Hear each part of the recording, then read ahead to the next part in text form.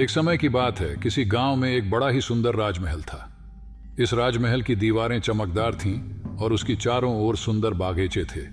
लेकिन एक दिन गांव की जनता में अफवाहें फैल गईं कि राजमहल में एक भूत रहता है। अगले कुछ दिनों तक लोगों के बीच यह अफवाहें और भूत की कहानियां फैलती रहीं। कुछ लोग कहते थे कि रात को राजमहल के बगीचे में अजीब आवाजें सुनाई देती हैं, तो कुछ लोग कहते थे कि वहां अक्सर एक भूतनी दिखती है। इस अफवाह के कारण गांव के लोगों में राजमहल का डर बढ़ गया। लोग रात को उसके पास से दूर ही रहते थे।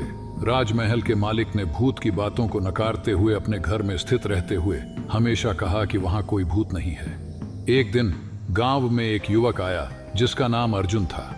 वह राजमहल के बारे में सुनकर भी नहीं डरा, बल्कि उसने यह फैसला किया कि वह खुद जाकर देखेगा कि क्या वास्तव में राजमहल में कोई भूत है या नहीं। अर्जुन रात को राजमहल के पास पहुंचा।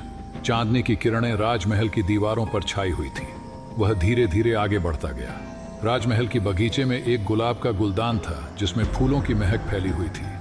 अर्जुन बगीचे के बगली हिस्से में जा पहुंचा।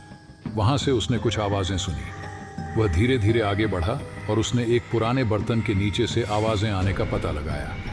वह उस बर्तन को उठाते ही उसके पास से एक झिलमिलाहट सुनाई दी। उसने धीरे धीरे उस झिलमिलाहट की ओर बढ़ते हुए देखा तो उसने एक भूत को देखा। वह भूत अपने पुराने जमाने की सभ्यता में सजे संवरे थे। अर्जुन को समझ में आया कि यह भूत राजमहल का भूत है, जो यहाँ अपनी आत्मा को छूटने के लिए बंधा हुआ है। अर्जुन ने भूत को बातचीत के लिए आमंत्रित किया। भूत ने आत्मकथा सुनाई और अपनी त्रासदी को साझा किया। अर्जुन ने उसे समझाया कि उसकी आत्मा को शांति मिलेगी और उसके पिछले जन्म के पाप का परिणाम उसे भुगतना होगा। अर्जुन ने भूत के अंदर के दरियाओं को सुलझाने का वादा किया। वह भूत के लिए पूजा पाठ करवाकर और अच्छे कर्मों की शिक्षा देकर उसकी आत्मा को मुक्ति दिलाई।